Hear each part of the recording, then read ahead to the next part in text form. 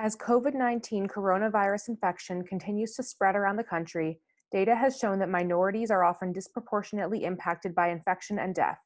A variety of underlying factors related to social inequalities are driving these disparities.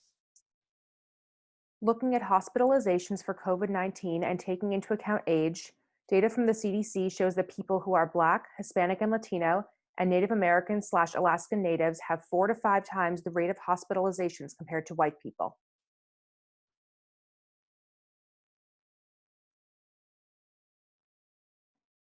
Deaths reflect a similar trend. For example, only 13% of the United States population is Black, but 23% of reported COVID-19 deaths have occurred among the African American population.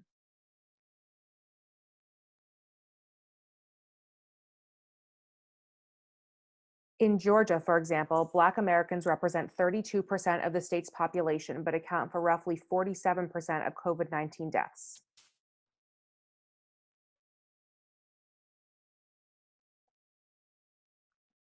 Looking at county comparisons on the COVID-19 Health Equity Dashboard, we can find some clear visual representations of these statistics across a wide variety of states with different geographies, population density, and demographic characteristics.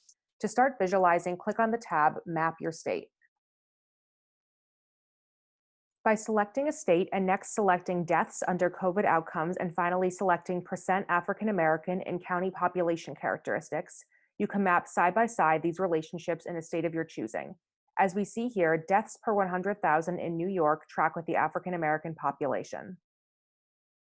Then here is Alabama.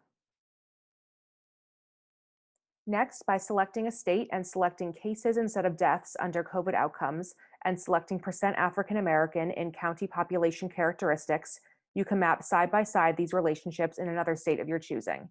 As we see here, cases per 100,000 in Kentucky track with the African American population. Then here is Louisiana,